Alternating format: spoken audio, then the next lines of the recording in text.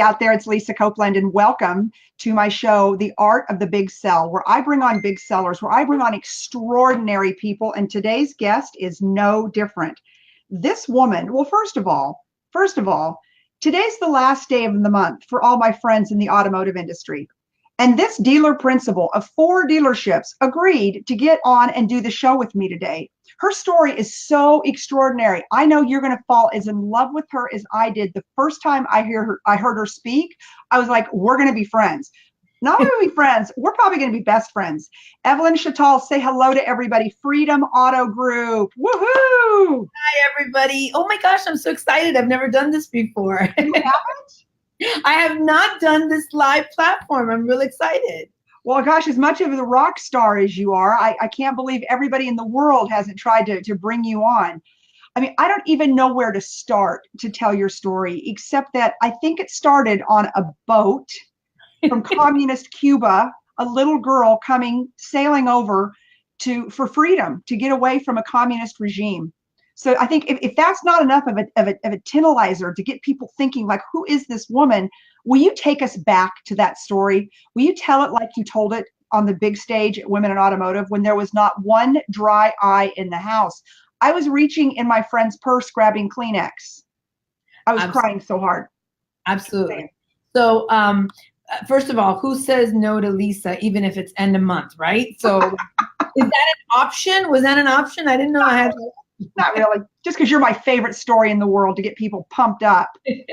So it's a great story, and I think it's a tribute to my parents, and that's why I love telling the story, because for me, it's really about how the sacrifices that others have made for us, and I think that's a perfectly fitting into what life improvement is and why I do what I do every day. It's the sacrifices and the tributes to people doing those things for us. So it's not a boat, it's a plane. So let me take you back a little bit. And I know it's been a while since you heard the story. Okay. Back in 1967, the American government, the U.S. government, approved a thing called the Freedom Flights. And so what that was is the Catholic families here sponsored families trying to get out of communist Cuba. And the way that you got out was really interesting. So they had a commandant. One commandant would be in charge of a neighborhood, and that commandant would come to your house. And just imagine, Lisa, they would inventory everything you owned, everything, every drawer, every cabinet, every closet. They would waste. Everything that you owned stayed behind with the communist government. And so, of course, the more you had, the higher you got pushed up on the list to get out of Cuba, because they wanted your stuff. And so my mom worked at a department store. She's a seamstress, and she dressed all their windows, and she was very, very good. And back then you got 1 voucher a year for 1 toy. That's what you got. I remember this story. I'm going to cry again.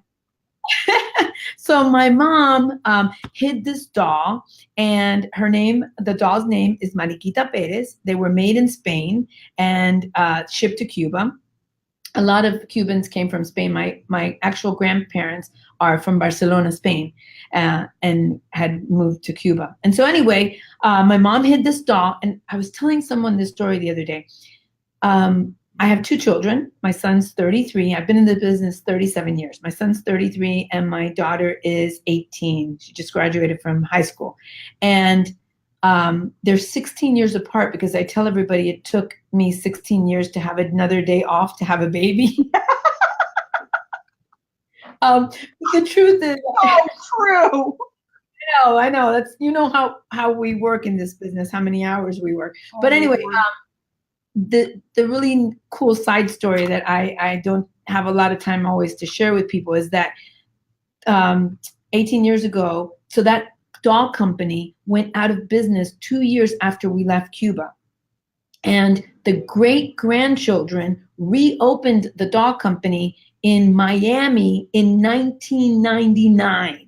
Oh, it's got chills. the year I was pregnant with my daughter. So here I was 9 months pregnant, and I opened the newspaper, and the front page, this doll company, the great grandchildren reopened it.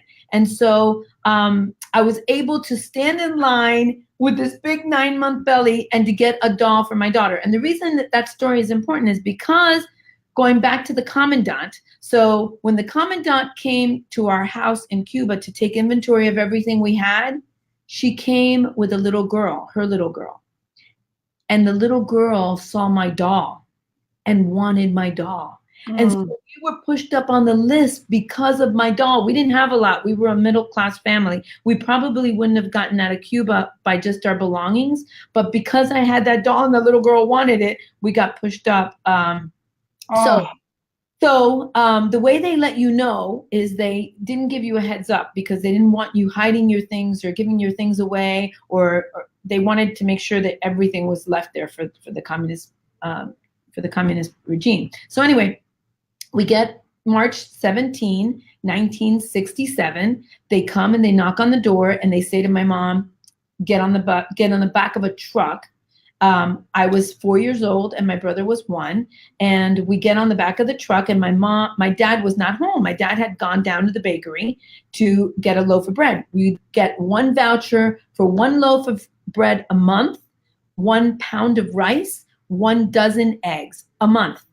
And for the whole family. For the whole family. So my dad's standing in line waiting for his ration, and he was a very quiet man.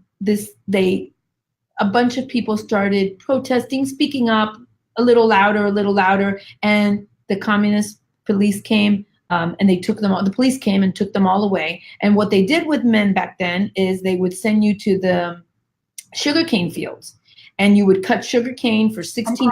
Already, I know how the story ends. 16 to 18 hours a day, cutting sugarcane, living out on the field. I mean, it was a horrible life. And so just as they're coming to get our family, and this is happening, my dad's being arrested, right? So no cell phones. My dad gets arrested. Look, I've told the story 20 times. I'm just like, I'm bawling. Do you guys see my red eyes? I am bawling.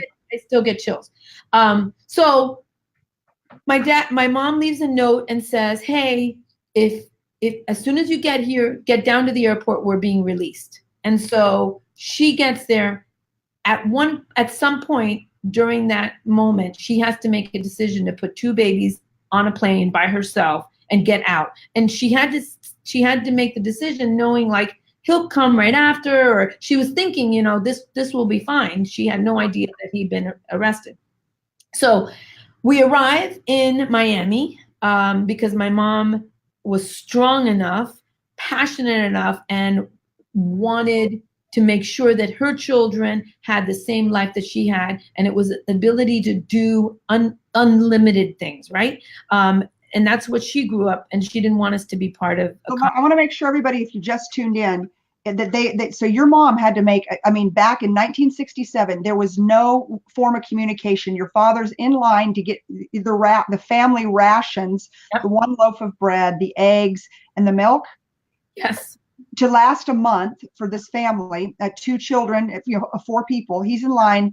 Other people in the line start acting up. The communist regime comes in. They arrest everybody about the same time that the communist regime, the commandant, is knocking on your door saying, pack up and go get on an airplane. Get in the back of a truck. Yeah, get in the back of a truck, and you're heading to an airplane. And your mother has to make this decision. Do we get out by myself with my daughters? Where is my husband? Yep. She has no idea. No idea. No idea. Imagine the fear that was running through her veins, but knowing that she had to save her children and get them out of communist Cuba. Right. Just for those coming in, I wanted to make sure nobody misses the loop of this story. It's that powerful. Like my eyes are red. Like I'm already crying, and it gets better. It's amazing. So she ends up here. We get sent to Miami, and Miami had a thing called the Freedom Tower. It's still there. It's on Biscayne and Brickell, and there's actually a museum now. So if you go there on March 17, 1967, my mother, my brother, and I are registered in. We were processed. We were vaccinated. We were given a cot to lay on the floor. And within a few days, they send us to Chicago. So now imagine a single woman with 2 babies that doesn't speak a word of English from a warm island. And I just recently heard this. I don't know if it's true or not. I haven't verified it, but I was doing an interview and the gentleman said, I'm from Chicago. That was the worst winter that was ever recorded. So think about this poor woman with these 2 babies. I mean, so let me ask you, what were you able to leave with? Did you guys have a suitcase that had some clothes in it? Like you had to just go, like the way you're dressed and go. A t-shirt on our back and whatever clothes we had on. That's it. Nothing. Not a purse. Not a form of identification. How about money? What did they give you money? Like where did the Catholic Church get involved in this? Did they at some point meet you? So the Catholic Church sends us to Chicago, gives us a box of welfare cheese, puts us in a housing 8 development, and gets us a couple of boxes of a couple of things of clothes to wear. My mom quickly gets a job working at a factory sewing all day. She borrowed a sewing machine and she put it in this housing 8 apartment.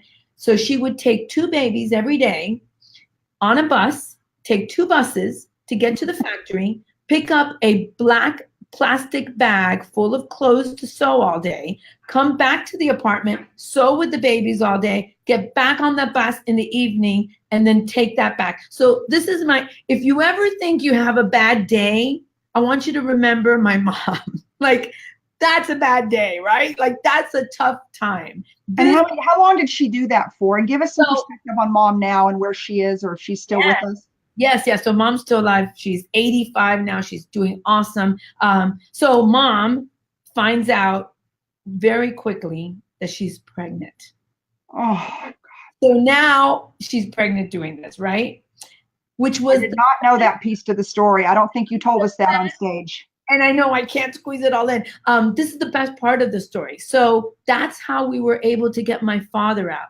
In 1969, so by the time she had my sister was about 6 months old. My sister was born in the United States in Chicago. So guess what she was? American. An American citizen. And because she was an American citizen, in 1969, the U.S. government allowed the exile of a political prisoner as long as they were being requested by an American citizen. Oh, guys, have chills in my whole body. So we were able to get my father out because my sister was born in the United States. If my mom hadn't taken the risk of putting us on that plane, that would have never happened. She didn't know she was pregnant when she got on the plane. So she had to go through pregnancy, Elvis by herself, childbirth, excuse me, have the baby. At what point after she had your sister were you guys able to get dad? Like, obviously a baby couldn't make the request, the American citizen. So how does that work? That is the way we did it. We requested it through my sister's name, and he was able to get out. She was 2 years old. 2 years? About 2. And so it took about 2 years to get him out. And we all reunited in Miami. And that's how I ended up living in Miami and starting my career in the automotive business in Miami. So that's how we were able to get him out. Again, those are the things. I call these things luggage, right? Like, this is the things that make us who we are today. And I didn't have the luxury of saying I can have a bad day. Because my mom would say to me, wait a minute, let me tell you what a bad day really looks like. Okay, so I want you to walk our viewers through this. So you're this child, you're this immigrant, all the hell your mother had been through, everything. What was that like growing up? Because you probably didn't speak English either. What was that like? Was there shame involved? Were you not treated well in the school systems? Because what I'm trying to build here is the base of who you are today and what you have done and the unbelievable magnitude of your success. Thank you. Well, thank you. So I think that is exactly what I'm talking about. That is what shapes and forms us. Both my parents did not have high school educations. They were both just went through middle school and elementary school. So when they both came to the United States, they both worked in factories all their lives. I mean, I tell the story like people say they lived week to week. We lived day to day. Probably minute to minute at some point. It wasn't, but I remember FP&L, which is the company that does the electricity in Miami. I remember them coming to cut off our light because we didn't have money to pay the electricity. And I would say to my dad would say, go out there and explain to them that, I'm going to get it. We're working on it, whatever. And I'd say to the guy, I just need to finish my homework. Can you just not cut the electricity until I finish my homework? Because that was just what happened. But Lisa, I don't remember that being bad. I have good memories of my childhood. We had a loving, supportive, wonderful, close-knit family. That was more important than not having electricity. Well, and I would think, as you tell the story about how your mother did such an amazing job of managing, at that point, a family of 4 living on rations, it sounds like your parents could do a lot with a little. Yes. And so we did what we had to do, right? And so my parents believed that, number one, freedom was the most important thing. Mm-hmm. And number 2, education was going to be what really helped us. School was not, that was really important. But I can also tell you, this is one of my favorite mom stories. I love this story. And this is your show. Yeah. And so I'm in high school. I'm working part-time, almost making more than them because they're working in factories, right? And so it's 9 o'clock. I get up and it's 9 o'clock. Like I have to be in school. And my mom's sitting there and she hands me my coffee. Like that's who my mom was. She would make us coffee every morning, the kids, and our café con leche, our milk and Cuban coffee. And I said, Mommy, what are you doing? I have to be in school. She goes, honey, it's okay. You're not going to be a doctor or a lawyer or anything like that. We're not expecting that from you. You're already doing more than we've ever done. And so, yes, it was important, but they also, how do I say this? We far exceeded anything that they had done. And so that was more than enough for them. You know what I mean? Right. And so, that drive had to be in us. And I think the 3 of my brother and my sister and I, we all have that. That is something that is in us because they also didn't let us fail at anything. That wasn't optional. Now, were you close to your brother and your sister? Like, did you guys go to school together? And you think, okay, it's been a tough we were so close that our house only had 2 bedrooms, and so the 3 of us were in 1 bedroom. Yes, we were very close. And are you still close today? Yes, we talk every day. That's just who our family is. So yeah. Okay, so I want to fast forward you to school, and then how did you get in the automotive industry? Sure. So I'm 18, and a friend of ours says, you know what? He was a service manager at a dealership, and he said, Evelyn, would you like to be a greeter? All I need you to do is be on the service drive, help customers, be nice to them. You're really helpful. And I said, what's a service drive? What's a dealership? Our cars were hand-me-downs. I never stepped foot in a dealership. And he said, it's just people bringing in their cars to have them repaired. All you have to do is be nice to them. And I said, great, no problem. I can do that. And so I started in Miami at a dealership as a service greeter. And I kept working my way up, and I worked my way up to a service advisor. Yeah. And that's impressive back then, though. Back then because you and I are about the same age, and we kind of came up, in the same era of the 80s of the car industry. And that was a big deal then. It was. It was on the service drive. It was the very early 80s, and to have a woman in the service drive. So my first job that I sold was a customer in a Honda Accord. So again, Miami, 80s, lots of money flowing around everywhere, right? And I called the customer, and the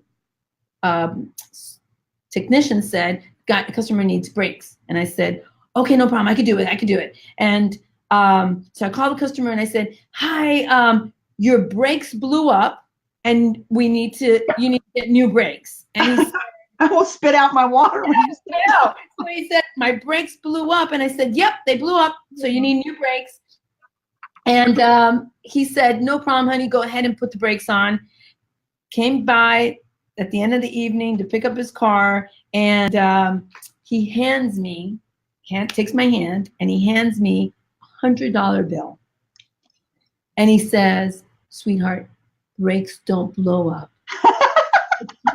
But you were so nice, and you were so wonderful, and you followed through, and you kept me in touch, and you did everything you were supposed to, and I just want to thank you." And he handed me $100 bill. I said, "I'm never leaving this business." Like, they like me. They like me. No, I mean, where else do you mess up that badly and $100 tip, right? And everyone's brakes were blowing up after that, right? Yeah. And so I should have taken a cue why all the service advisors around me were laughing and why the technician thought it was very funny. So I quickly learned. They all probably work for you today, though, so that's probably even the funnier part. Right? So anyway, I quickly learned that brakes don't blow up and that wasn't the right way. But it was, I think that's a very important thing, that it's not about, it's about how you execute life, right? If you're friendly, if you're good to people, if you care, if you listen, then they understand. There's connections. And when there's connections, then that's what makes a difference. So anyway, I'm in the service drive. I get pregnant with my son, who's now 33, and it's hot. Service drive in Miami is, you're outside. Can't even imagine. You're outside. And so the service manager says, "You know what, Ev, while you're pregnant, you go in and do warranty. And when you're finished, then we'll put you back on the drive." And so I learned how to do warranty. And then while I was in there, I was, learning how to clean schedules and doing accounting. And then someone said to me something about service. He moved up to director, and I said, "Well, if I was the service manager, I'd do this and this and this." And he goes, "Okay, well, you're the service manager." Wow. And that's a lot of, I ask a lot of questions. I think you see it behind me, right? Well, I was going to get to that, but I didn't want to stop your role about your career. I wanted to talk about all this stuff in your office. You see all my question marks? Yes. Those are there to remind me to ask questions, right? And so I asked a lot of questions. I always wanted to know more, or what was going on, and why do we do this way, and why is it that way? Like my 6-year-old grandson, Eli. Why?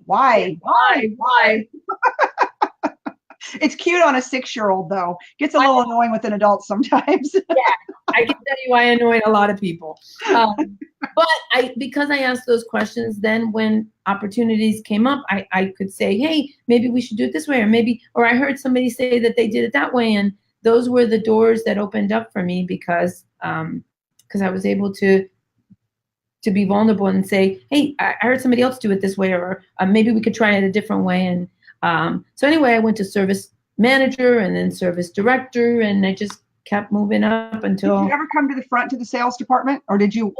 Oh yeah, absolutely. Yeah. So, okay. So I want you to tell us now, first of all, the name Freedom Auto Group. Did you come up with that, or did you inherit that when you bought into the store? Was it just kismet that your stores would be called Freedom Auto Group? I've always wanted to ask you that, and I keep forgetting. It's a great question. So it did not dawn on me till 2013. In 2013, I got a call for an award, and they asked me to put together a little bio. And I mean, I don't know about you. I wasn't sitting around writing bios about myself. I was working, right? You were working your butt off 6 days a week, I might add. And so I never really sat down to do this. So they sent a film crew out to film, because they wanted to play a little video before the award. And I was telling the story about the Freedom Flights and about the Freedom Tower. And the interviewer said, "Oh, is that where you came up with the name Freedom?" And I said, "Oh my God, no." So Eric Savage, my partner. Yeah, who I know. Who you know. Yes. When we first got together and I moved up to Pennsylvania from Miami to come on as his partner, he said to me, "You know, Ev, we're going to be in partnership together. We're going to do things together. There's just one thing." And he goes, "I want your input and I want your feedback on everything, but there's one thing that I'm not negotiating. okay, well, I need to know that one thing before I say okay, right? And he Right. said, the name of the store is not negotiable to me. I have the name of the store. I know what I want, and it's important to me because he was buying two of the dealerships at that time from his family, and so Mhm. it'd be his freedom and independence from his family, and What are the chances? right, like what? Seriously, I can't tell. Every time I see you, I keep wanting to go. How did you get your partner to do Freedom Auto Group? Because it's you. It is so you. It's insane. I didn't do that. Had nothing to do with that. That's a perfect harmony, God's will, whatever. But it I'm is. about to say, you know that's when God's like, this is where you're supposed to be, sister, at Freedom Auto Group. Oh, I just got goosebumps. I just got I did goosebumps. too. Yeah. So he said to me, the only thing I have to absolutely have is the name Freedom. And I said, okay, I like that name. That was in 2006. I was not thinking about the Freedom flights. I was not thinking about Freedom Tower. It took 7 more years until that award, and that I sat down and wrote it, and I went, oh my God, like this is I would have exactly. brought this to your attention 7 years ago. If I knew you and we were drinking wine, I'd be like, you get it, right? This whole freedom thing. There's a string here. There's a common thread through your whole life, and it's about freedom, and it's about fighting for your freedom, right? Yes. Yes. Because you have had to fight for your freedom. Being a female auto dealer, I mean, you had to fight to come into this country, literally. You had to fight to survive. You had to fight to work your way up the ranks, because you and I came up at the same time in the 80s, in the early 80s. I was a little bit more mid 80s, just a little bit, not much. And it was a tough business. And the boys did not want us around. Unless, of course, we were getting their coffee, we were their secretary, we were the receptionist, or we worked in the accounting office. We had our place, right?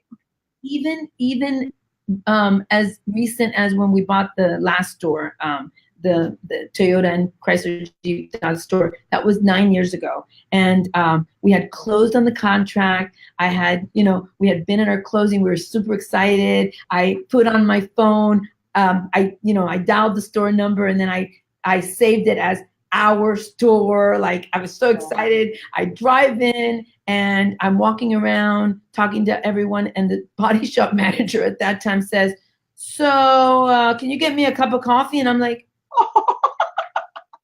so he was the body shop manager.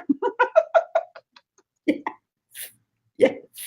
So I just think that you don't even have to go further than even 9 years ago. I mean, here we had just closed our deal and come from the lawyer, and you're the dealer principal. I mean, come on. I'm the dealer principal, and he's saying, "Can you coffee?"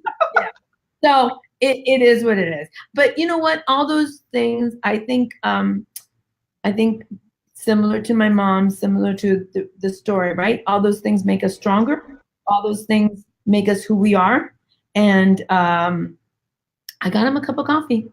I did. Of course you did, because that was the other piece I was going to go into, is that on Evelyn's business card, she doesn't say dealer principal, general manager, head woman in charge. She says servant leader.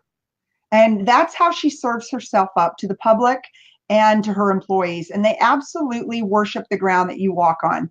And I'm going to talk about your accolades in a couple minutes. But one of the things that stood out to every one of us at Women in Automotive, what kind of classes do you teach for your employees? So we have a lot of fun here. It looks like fun. It makes me want to move there and work with you. I know. Our value statement is REACH, which is results, enthusiasm, accountability, connection, and honesty. So one of the connection piece, right, which is the most important to me, I need to be connected to my people. Like, to get a text that one of my LISs, we don't call them salespeople, we call them LISs, which is life improvement specialists. That one of my LIS children got into a special college that they've been really working on. Like, that's connection for me. That they would take the time to make sure I was part of their celebration, right? Is critical. So with connection comes, you have to have, it's not just about work. It can't just be about work. So a couple of years ago, I was trying to get fitter, and I was trying to, work out, and because you work 19 hours a day, 6 days a week. So that's really hard to do when you run car dealerships. It is. I have to throw that out there for you non-car people. Yeah. Working out is like when you run the place, like, where are you going? When are you coming back? Can I call you? I mean, it's like, it doesn't happen. I know. And everybody just needs 5 minutes, which is never 5 minutes, right? Right. So, Yeah. so 5 minutes, anyway, boss, 5 minutes. yeah. So I'm the girl that wrote notes for PE. Like I have asthma, so I cannot do PE because I do not do any exercise. But I found this really great thing. I found spinning, which is high intensity bike spinning on stationary bikes. And so I loved it. I started getting really in better shape and taking care of myself. And so my managers, part of Connection, said, you know what, Ev? For Christmas one year, they gave me a certificate to become a spin instructor. So I was like, okay, great. So I go get my certificate, and somebody recently said to me, it's grueling. I mean, it's grueling to get the certificate. It's a weekend of 14 hours of writing. It's a test. You are videoed. The video has to be submitted. I mean, this is not just like, oh, okay, you just went for, and got a test. And so somebody said to me, why did you do that? Like, why did you go through all that trouble? You're in a car dealership. Like, you're never going to use that certificate for anything. And I said, because I wanted to know I could do it. Right. Because I wanted to know that I could do it. And there's nothing I can't do. Like, that's not optional. Including become a spin coach. Yes. So here I come back with my certificate. I'm all excited. I spent a whole weekend getting certified. And I said to my managers, thank you, I have the certificate. And they said, what are you going to do with it? And so I found a gym that was closing down, and I bought all their spin bikes. We bought 16 bikes, and we took our old accounting office. We gutted it on a weekend. My daughter and I and a whole bunch of people came in. We painted, we cleaned up the carpet, and we set out the bikes, and we teach spinning class 3 times a week. It's getting harder and harder. Right? I do. So it's the beginning of the day, because I've been to spin class before. It's a butt kicker. My husband does it. I hate it. I got to tell you, I'd rather do anything but that stupid spin class. Oh, that's than my spin class.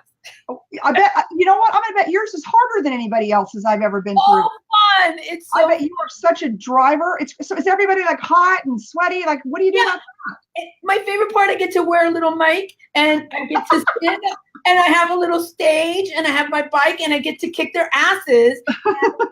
And they can't do like all the bad managers come to spin at 5 o'clock there. I love it. So I really enjoy it. It's a good time for our people to get together. Sometimes we do it at lunch. Sometimes we'll take it's a 30-minute high intensity training. So sometimes we'll do it at lunch. Sometimes we do it at 4:30. It really depends on the day. How do people shower? How do they get ready? How do you get ready? We had a little shower put up. Like, there was a shower that wasn't used. And so we cleaned it up, and we cleaned up the area, and now they use that area. Yeah, it's really cool. Oh my gosh. Okay. So not only do you do all of this, but you sit on the minority board for Chrysler and for Toyota. And so, of course, I've got experience with the National Dealer Council, and the amount of work it was for Chrysler that I did, for only one brand in Detroit every 90 days, being a senator for 2,400 car dealers. You do it for 2 brands. Yeah, so I serve on the Chrysler Minority Board, and I serve on the Toyota Minority Board now. I just got elected for that, and I'm very, very. So what is it you're seeing? Because I understand that very well.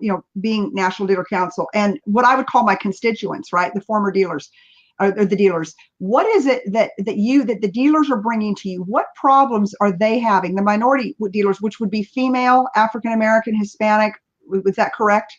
Yes, and it's not. Yes, exactly. But it isn't female. At least at Chrysler, it wasn't.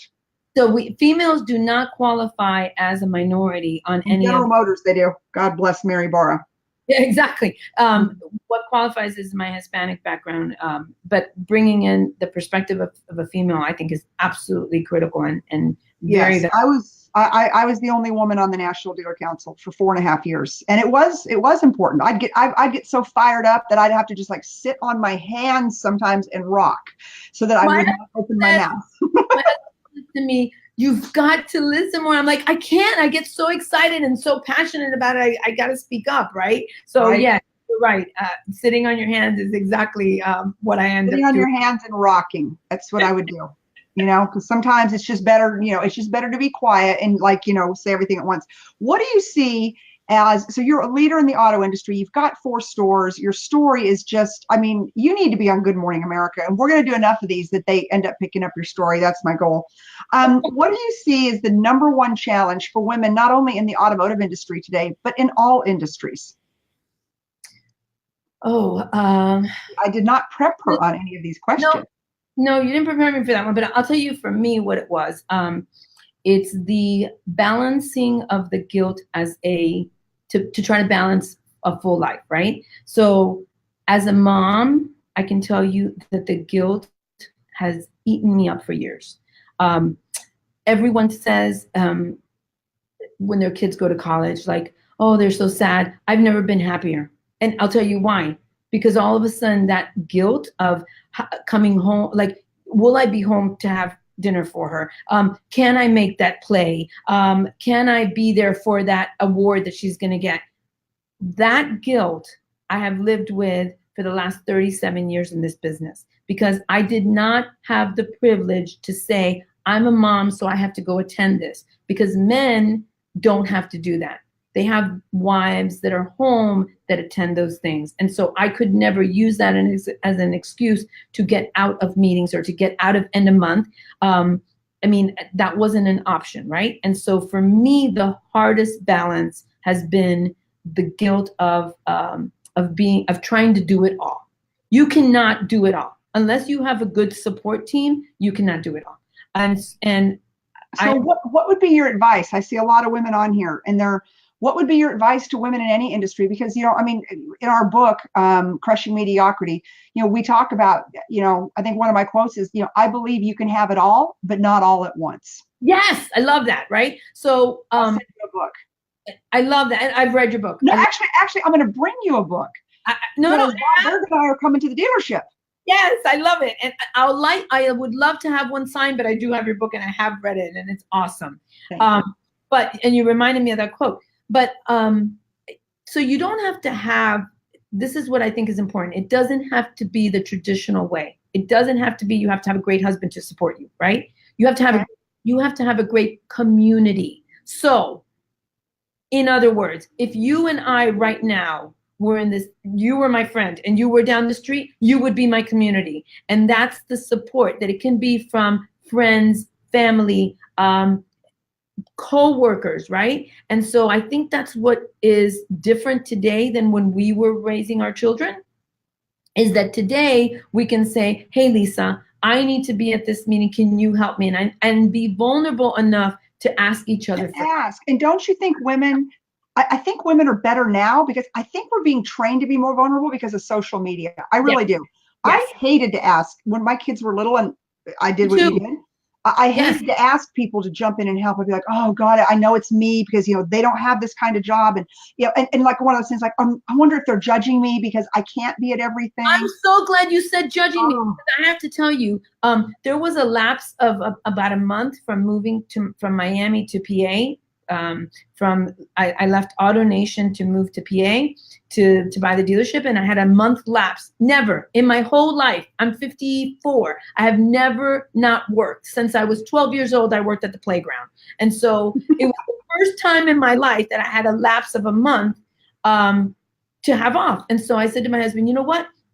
My daughter was 6. I said, I'll pick her up from school. And so I get to the school and I'm standing there in line waiting for my daughter to come out. And one of the women said, oh, who are you waiting for? And I said, oh, I'm waiting for Kat Chatel.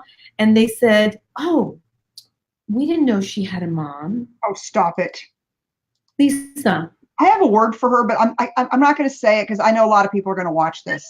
That was one of the hardest moments of my life, but that's what I mean by our job is to support each other, right? Our job is to make sure that which is why we started Women in Automotive, because there wasn't that support. It's like, It's like all Yes. these women in this male-dominated industry, they were out on an island. Like, hey, good luck. Hope you make it. And that, which is why I say women don't make it in the auto industry, because they don't have a tribe that understands what they're under. Because the Saturdays, the And you holidays, said the it. nights, when all people are buying cars, you got to be working. Yep, you said it so perfectly. It's the tribe. So the tribe doesn't have to look like a traditional tribe of a husband.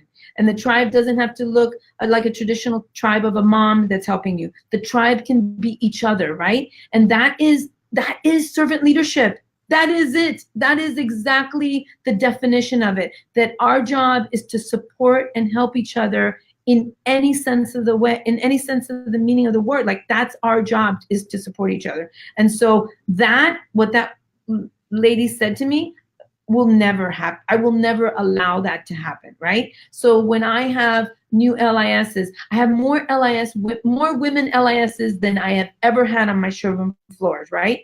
So proud because we are, yes, and because we're creating an environment that says, listen, we don't want to make it different for a man or a woman. If a man wants to go see his daughters play, he gets the same privilege as a woman to go to play. Right. I mean, to me, it is a human right. I'll tell you, Evelyn, yes. I don't think you can see this, but Laura Berman just jumped in. She says, I've had a nanny. Oh, excuse me. I've had to have a nanny and was never home. I missed every play, every field trip, every school event. And I'll tell you, we talked about that, Laura, at Women in Automotive, myself and Evelyn, and who else was there? Tammy Darvish. Yeah, Tammy Darvish.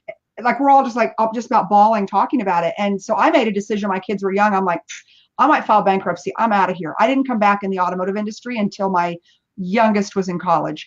The sacrifice is unbelievable. But working for someone like you, Evelyn, that's why when you come and you speak and everyone's just like, it can be done. See, it can be done. Dealers are choosing not to do it. See, you can either choose to do what you do and be a servant leader, or you can choose the old school way, and you're never, ever going to hire quality employees or women. Yes. And that's, that felt good. I felt like I was preaching from the mountaintop. Perfect. You were on it, girl. You were preaching. I'm telling you, I get fired up about it too. That's exactly right. And so that is our job. Our job is to be a servant leader, to support and to mentor and to build each other up, not. But here's, yeah, but Evelyn, so another gal just came in, Sandy Nichols. She says sales means no life. Not necessarily. You just have to work for the right dealer. I have a friend here in town, Elder Mitsubishi, Robert Cardosi, friend of mine for 30 years. They do 4 10-hour days. So the sales team works 4 days, 10 hours, 40-hour week. They get 3 days off. God, that's better than Dell Computer. Yep. And what we did, one of the things we did is we went to one price, and by going to it's an easy, transparent process. Women want to, so by adding one price, it opened up the resources, the people coming in, the applicants coming in, because they're saying, okay, wait a minute, I want to know about this thing. There's no negotiation, because it's a fair upfront price. So now, and then what that did is sales goes away. They're like, I can be honest. I can say the car's $22,000, and I'm tricking people. And I don't get paid extra to go sell you this car, because this car has a bonus and a spiff on it because it's been sitting on the lot for a long time, because we changed their pay plans to be paid salary, a high portion salary, right? And so all of it's salary, as a matter of fact. And so now with this, I can still provide, I can still be part of this process, and the whole thing feels better because I'm not pushed to sell something, I'm pushed to create value. Our number one goal. When you did that, you lost a bunch of people. I remember you said, but the ones you gained were like amazing, and a lot of them were female. Absolutely, and the dynamics of our floor. We went from salespeople who were self-serving, right? They wanted to create their paycheck by what car got a spiff or what car had incentive on it, to people who were value driven. They wanted to create an environment for a customer to have a great experience. And that's what changed. And that it requires a different type of person, but it works. I mean, it works. We have more women than we've ever had on our showroom floors. Well, and also with a leader like you. And so I'm very excited and honored. My dear friend, Bob Berg, who is the co-author of all the Go Giver series. The first time I heard Evelyn speak at the Women in Automotive Conference, she puts up the slide and she says, you know, we are all at my dealership group, we're all about the Go Giver and the mentality of how we're servant leaders. I am literally on the phone with Bob Berg going, oh my God, I'm about to send you a video. You're not going to believe what's up on the stage at Women in Automotive, blah, blah, blah, blah, blah. And when you came down, I'm like, you have to meet Bob. I mean, and then we go full circle where Bob and I are coming to your store. He and I decided to do a sales curriculum together about the go-giver mentality of servant leadership. And we both, and I said, I think we should film it at a dealership. And I am not kidding you, Evelyn. The words, you asked him when we're there in September filming, the words at the same time came out of our mouth. We're like, Evelyn. We are so honored. I can't explain to you the energy and the buzz that everyone is having about about you and Bob coming out, because people want to share the story. They want to share. When you follow the values of the go-giver, when you give because it's the right thing to do, with don't expect anything in return. No expectation of getting. No expectation of getting. It changes. This is another one of my favorite stories. We had an LIS, a life improvement specialist. His name is Doug. He's one of our top salespeople, right? Top life improvement specialist. And he had a customer come in, and she said, Doug, my RAV lease is up. I'm ready to get another car, but Doug, I really don't want a RAV this time. I want a Honda Pilot. And so Doug says, no problem. Turns the computer around, starts doing research with her. They start looking for the price. They call the dealership down the street because did I explain that we don't have a Honda dealership? Right. We have 2 Toyotas, a Chrysler Jeep Dodge Ram, and a Hyundai store. We do not have a Honda store. So all this work that Doug was doing was going to give him 0 because we don't sell Hondas. So after 2 hours of doing all this research, after 2 hours of helping her over the phone negotiate the best deal, he got up to walk her out. And as they're walking towards the door, she says, you know what, Doug? Don't worry. Just go get me the RAV. Because she realized that he had no expectation of selling her anything. Everything he did was to create value to help. And when people see your true sense of why you're doing things, that is when you get, and the customer turned right back around, sat down, wrote up a RAV lease, and is still driving. I was going to say, I promise you, she has told every single one of her friends, person she knows, from Funko to work to the carpool line on Facebook, she has told that story. And your life improvement specialist, which I love, everything about you I'm obsessed about. There's nothing about Evelyn that I'm not in love with. Like girl crush hard from Austin, Texas. And, you know, and I guarantee you, he has sold 20 cars because of that, somehow, some way, because what a story. Connection. Because he was doing it from a place of serving not himself, but the others. And when you do that, it comes back. And it comes back with truth and a realness that people can see. And so that's what we do. We don't close deals. We create value. We don't send people on TOs. We do sit downs and we talk and we have conversations. Can you ship cars around the country? Can our people, can they come buy a Chrysler from you, a Toyota, Hyundai?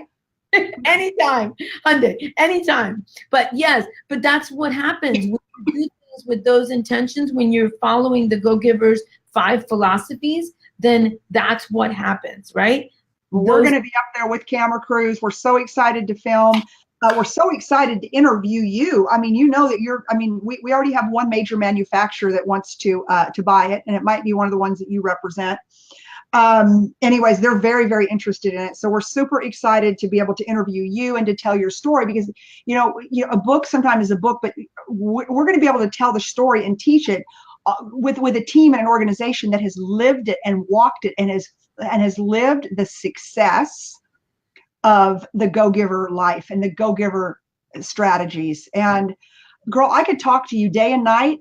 You know, you have a month to close. I have to ask you, how are your stores going to do? They're Because gonna. I've been calling all my clients to, how we doing? How we doing? They're They're like, how are we doing? You're sitting in your house in Austin, Texas. We're doing just fine, Lisa. they're all doing The great. fun part about being a consultant, it's just like being a grandparent. Here you go. I'm going to give them back to you now. They're doing great. They're excited for end of month close. It's funny. I have to share this one last story, and then Sure. I just don't want to keep you because you got stuff to do, girl. You got 4 stores to close. So Jeannie Savage, Eric's wife, has always done end of month treats. So every end of month, she shows up with these beautiful treats. She spends all evening the night before making these treats, and she wraps them up perfectly. And I've driven to her house in the morning on end of month day, and she'll place them in my car with this loving touch, and she'll say, you know, please be careful. And so they're now in Hawaii. And this is my first, ducks. right? And so, this morning I got up and I'm like, oh shoot, and I'm on treats, right? So I drive into Costco's and I buy these like trays of cupcakes because, girl, I don't have time to make end of month treats. I love Jeannie, but I don't have time. So I pull into Costco. 4 stores to run. That'd be 4. Right, I got 4 stores, right? 4. I run into Costco's and I get these big giant trays of cupcakes, and I got 6 giant trays of cupcakes. So I put them in the back seat, and my husband was driving. We're both driving to the dealership, and he takes this turn, and 2 of the boxes of cupcakes roll over, fall over, cupcakes all get squished up. And I said, it's okay. My people know that they're coming with all the love in my heart. So I get down, and Lisa, I got it. I'm gonna share. I'll post a picture of it. I get down with this 2 boxes of cupcakes that look like one gigantic blender of cupcakes, right? And I walk around and I handed every single employee a treat this morning, right? Aww. And some of them were squished, and every one of them came with love. And so they knew it. They appreciate that. Those are the things that build the connections. And so when you say, how's our end of month going? It started a little rocky with our treats, but it's going to end up really, really great because we have great, awesome people that love and care about each other. Well deserved, my friend. Well deserved. So it's only 1 month away until I will be at your dealership and being able to hang out with you. And I'm gonna stay an extra day. I'm gonna make you take a day off because we're gonna go do something fun. And it's gonna include wine and a spa. I don't know what else that looks like. I just know right down the street. The Hershey Spa is right down the street. I think it's calling us. That's right. All right. Well, thank you again for pouring into everybody. End of the month, last day of the month. For those of you who are not in the car business, this is Super Bowl time. And when the dealer principal is willing to get on and give us an hour of her time to tell her story, I am forever grateful, my friend. I will see you in September. And I hope you crush it and have one of the biggest months you've ever had. It's well deserved. Thank you, honey. Bye-bye. Right. Bye. Love you.